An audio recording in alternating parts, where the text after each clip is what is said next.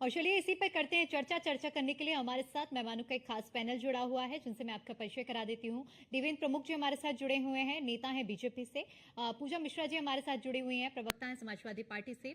अशोक सिन्हा जी हमारे साथ जुड़े हुए हैं, संघ समर्थक हैं। और निरंजन पोद्दार जी हमारे साथ जुड़े हुए हैं, वरिष्ठ पत्रकार हैं।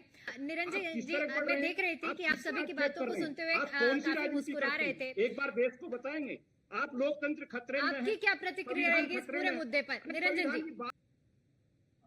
हाँ, देखिए दीपिका जी, जो लोग संघ के कैथ के बारे में नहीं जानते, जो कभी संघ के समझ लीजिए समीप नहीं गए, वो संघ के बारे में लगातार टिप्पणी करते हैं। और ये चाहे 52 साल की बात करें, चाहे 58 साल की बात करें, लेकिन इनको ये बात जानकारी नहीं है संघ क्या है। संघ को राजनीतिक पार्टी बता दें, संघ को कुछ भी बता दें, लेकिन तेरा वैभव अमर रहे माँ हम दिन चार रहे ना रहे, ये संघ के स्वयंसेवक का एक मूल मंत्र है।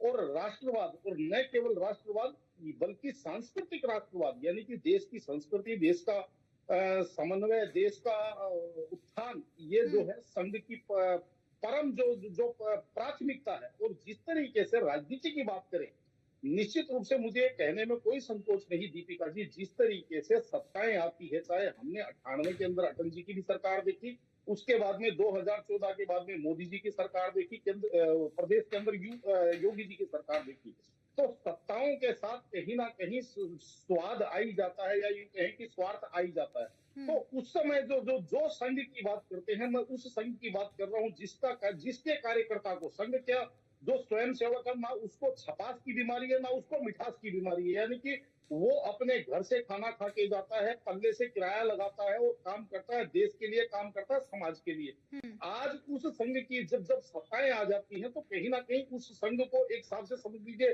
किनारे कर दिया जाता है, या यूं कहें कि जो जिस तरीके से जो परिक्रमा मंडली है, वो कहीं ना कहीं सत्ताओं को घेर लेती है। तो ये एक अहम और वहम की उत्पत्ति हो जाती है, जिसका परिणाम 2024 में आपने देखा होगा, क्योंकि राष्ट्रीय अध्यक्ष भारतीय जनता पार्टी जेपी नड्डा जी ने भी ये बड़े अहम और वहम के साथ कहा था कि अब हमें संघ की आवश्यकता नहीं है, हम अब स्वयं इतने कैपेबल हैं कि हम चुनाव लड़ सकते हैं, चुनाव जीत सकते हैं। लेकिन वास्तविकता उनको ये नहीं तभी पता निरंजन जी, मैंने जो भी कहा तभी राजनीतिक हम दल लोग ये कह रहे दीपिका हैं जी, कि एक बार फिर से साथ मिलाए। चलिए ठीक है, चूंकि समय का अभाव है इसलिए माफी के साथ आपको रोकना चाहूंगी। बहुत बहुत शुक्रिया आप सभी का हमारे साथ जुड़ने के लिए चर्चा में और अपना कीमती समय हमें देने के लिए।